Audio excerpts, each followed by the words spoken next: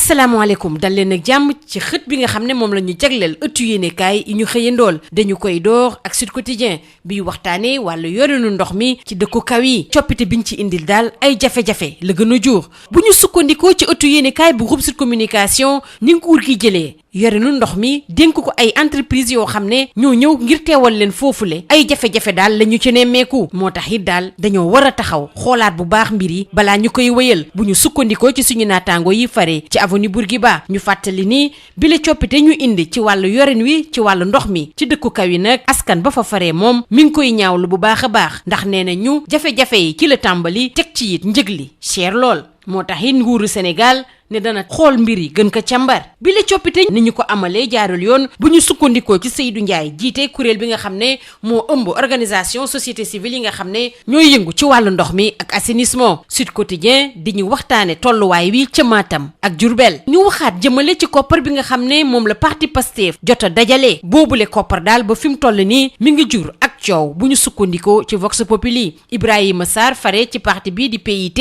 ne bile xaalis daal tey na xelam Abdoulaye Wilane bu parti socialiste ne dajale koppar bi nga xam ne moom la waa Pastef doon def daal mën na nekk yoon ngir daganal alal boo xam ne daal wutin wa jaarul yoon. Moustapha Diakhaté dina daal dañu war a amal benn loi boo xam ne bu dëgër a dëgër lay doon jëmale ci wàllu financement wu parti yi ci beneen wàllu wa it taxawu Sénégal dina nguur gi daal lenn rek la bëgg ci mbir mi mooy niilal ab parti boo xam ne dafa bokk ci ku jegi Macky Sall moom ndax moom mooy def promotion wu Sonko ndax moom mooy tax ba askan wi gën a safoo kii di Ousmane Sonko boobule laaj nag waatee mooy quotidien ñoo koy laajtee ndax nee nañu ci atum 2016 ba tey ji daal loolu la ñu nemmeeku ci président Macky Sall professeur Moussa Diaw nekk ci université Gaston Berger bu Ndar Géej ne Macky Sall mënoon na bañ a def lile ndax coow li muy jur amul benn njëriñ Ousmane Sonko mi ngi dànkaafu Macky Sall ak i ñoñam nee nañ bu leen kenn sonnal nañ leen bàyyi ñu doxal ñu des ak Macky Sall ak ku jéem googule ak réew mi quotidien ñoom daal mënuñu jaaroo taal benn yoon Alioune Tine bu Afrikajom Center ak Khalifa Sall bokk ci taxawu Sénégal dañoo bëgg ñu amal benn waxtaan bu yaatu ci mim réew ñu waxtaanee Antoine Félix Diome bi nekk ci bopp ministère de l'intérieur bu ñu sukkandikoo ci l'enquête procureur bu mucc ayib la wante nag jéego yi nga xam ne moom lay teg du jur coow moom mooy magistrat bu njëkk boo xam ne teg nañ ko ci boobu les postes wante toppul tànk généraux yi nga xam ne ñoo ko fug jiitu moom daal dafa topp tànk politique yi nga xam ne ñoo fa nekkoon te seeni jéego di jur ay coow saa su nekk ñu jàll ci keneen koo xam ne day yëngu ci wàllu politique muy Idrissa Seck jiite conseil économique social et environnemental waa lii quotidien ne mi ngi bundu xataal bu baax a baax jege ñaale Mimi Touré yi foofule ndax seen salaire ci boppam la leen joxul ñu jugee ci wàllu longue politique bi jàll ak waa LAS ci coppite yi ñu nar a indi ci contrat d'exploitation bu autoroute à péage ak port bu Ndayane Macky Sall xamal na waa Eiffage ne coppite yi nga xam ne moom la bëgg a indi ci boobule contrat daal bu yeboo mu jëmmal ko fileeg fukki fan ak juróom waa LAS di ñu xamal ne société Eiffage koppar bi nga xam ne moom la doon joxe mu toll ci 200 ci kopparu CFA day jàll ci juróom-ñetti millions at bu ne ngir mën a nekk ci boobule suuf li ci gën a neex nag waa LAS di ñu ko yeggee mooy société boobu ci téeméer boo jël 25 yi nguuru Sénégal moo koy moom ñu des ak président Macky Sall ak kàddu yi nga xam ne moom la Ségolène Royal yëkkati dénk ko waa Soleil nee na Macky Sall daal kilifa gu mag a mag la te mën nañ kaa wóolu nee na Sénégal bokk na ci réew yi nga xam ne fexe nañu ba dëkk bu baax a baax mbas mile Sud Quotidien di ñu fàttali ni ñi ciy ñàkk seen bakkan nag mi ngi wéy di law ndax fi mu toll nii toll nañu ci 424 démb ci altine gi ñetti doomi aadama yu yees ñàkk nañ ci seen bakkan téeméer ak juróom benn malade ñu siiwal ko juróom fukki malade ak ñeent sonn lool ba ñu yóbbu leen Sowétas professeur Koumba Kane xelam màcc jëm ci wàllu microbe ak virus yi nag di addu ci ñaareelu song mbas mi ci sunu réew nee na fi mu toll nii daal kenn mënagul wax ban ñàkk moo mën a daan mbas moomulee ñu wax ak libération jëmale ci kër Cheikh Gueye bi nga xam ne mi ngi ko jëndoon ci atum 1963 te banque islamique teg ci loxo te ñu mujjee koo jaay nguur gi ak banque islamique ñoom lañ ci joxoñ baaraamu tuuma waa libération di ñu xamal ne donte amul ndam fii ci Sénégal Cheikh Gueye nag cour justice de la CEDEAO nangul na ko ay sañ-sañam. ñu des ba tey ci wàllu tribunal ak les échos bi ñuy waxtaanee Amadou Ba bi yóbbu doomam bile di Xaadim fi baxane doonee benn li mu bëgg ci moom nag mooy mu fay ko luy tolloog juróom fukki milliards ci kopparu CFA. registre de commerce bu Locafrique moo waral bile coow. ñu waxtaanee wàllu tàggat yaram door ko ak waa SAD ñoom nag ki leen soxal tey jilee mooy Edouard Mendy rawatina jafe-jafe yi nga xam ne moom la ñu nemmeeku ci moom ak équipe am mii di Chelsea moom gardien de but boobule jot nañoo dugal ci camp boobule fukki but ak ñeent ci ñetti match yu mujj yi nga xam ne moom la Chelsea doon amal nag ñi doon jaakaarloo dugal nañu juróom-ñaari but. SAD di ñu waxtaanee fédération sénégalaise de football Madi Touré nag moo njëkk a yëglu ne moo bëgg a wuutu maître Augustin Senghor foofule. ñu jeexale kook waa sunu lomb bi ñuy waxtaanee ñetti saison yu mujj yu Ama Eumeu ak Boy Niang ci mu wuute lool bu dee Ama mi ngi def ay jéego ngir nekk roi des arènes. Eumeu ñàkk na ko, Boy Niang nekk ci ay jafe-jafe yu taratar. ñu des ak waa sunu lomb ak protocole sanitaire jëmale ci wàllu xeex mbas mi ak koppar bi nga xam ne moo ñeel promoteurs yi. CNG tey jiiti talaata gi la nar a jobbal yooyu le dossier kii di ministre bi ñu dénk wàllu tàggat yaram di Matar Ba. lii moo gënoon a fës ci ëttu yéenekaay yi ñu xëyandool ñu yendoog jàmm.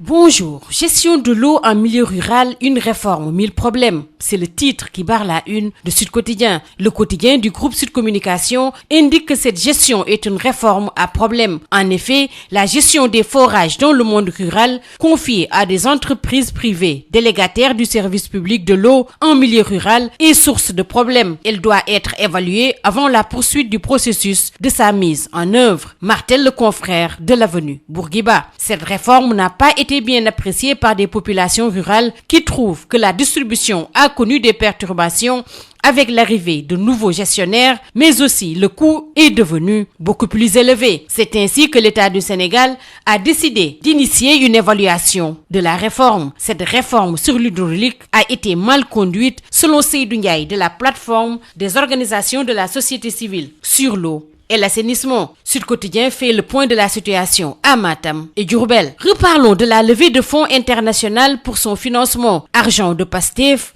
la polémique enfle, renseigne Vox Populi. Ibrahima Sarr du PIT soutient que cet argent est suspect. Et pour Abdoulaye Wilane du Parti socialiste, ce n'est qu'un prétexte pour valider un financement déjà disponible dont la source pourrait être illégal. Moustapha Diakhaté demande une puissante loi sur le financement des partis alors que Taxawu Sénégal dénonce une tentative d'instrumentalisation de la loi pour dissoudre un parti d'opposition. Macky est-il l'agent marketing de Sonko, se demande le Témoin quotidien. Il ne cesse de faire la promotion du leader de Pastef depuis 2016. Professeur Moussa Diaw de l'université Gaston Berger de Saint-Louis est convaincu que Macky Sall pouvait éviter cet ajustement qui crée un débat non prioritaire. En tout état de cause, Sonko prévient Macky et compagnie en ces termes que personne n'essaie de nous distraire. Restons avec Macky et son opposition que Rewmi Quotidien qualifie de guerre asymétrique. Alioune Tine de Africa Jom Center et Khalifa Sall de Taxawu Sénégal veulent un débat national. Rewmi soutient que le bras de fer actuel entre le pouvoir et le parti Pastef est symptomatique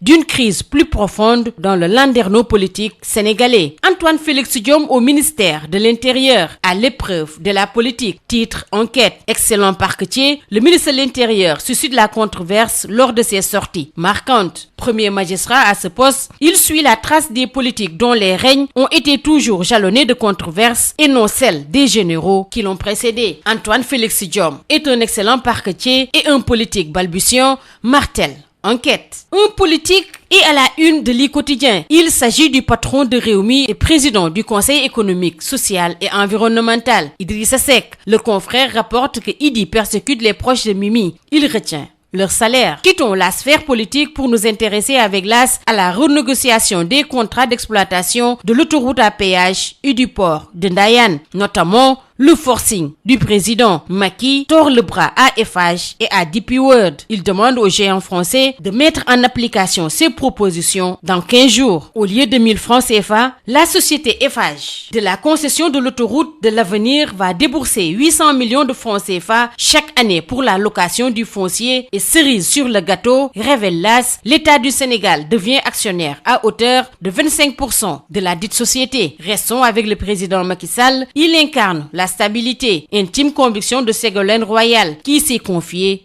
Au Soleil, l'ancienne ministre française de l'Environnement, de l'Énergie et de la Mer ajoute que le président Sall est un grand leader et nous comptons beaucoup sur lui. Selon Ségolène Royal, le Sénégal fait partie des pays qui ont le mieux géré la pandémie. Sud Quotidien informe que le nombre de décès est toujours en hausse. La barre des 424 pertes franchies, 3 décès, 106 nouvelles contaminations et 54 cas graves ont été signalés hier lundi 4 décembre. Pour la microbiologiste virologiste professeur Koumba Kane se prononçant sur la nouvelle souche Covid-19, elle déclare que pour l'instant, nous ne pouvons pas dire si tel ou tel vaccin serait efficace. Acquise en 1963, la maison de Cheikh Gueye, saisie par la banque après une fausse procuration, est vendue aux enchères. L'État et la banque islamique au cœur du scandale. Débouté au Sénégal, Cheikh Gueye a été rétabli dans ses droits par la Cour de la justice de la CEDEAO. Restons dans les couloirs de la justice avec cette affaire de faux et usage de faux en écriture publique authentique. Amadou Ba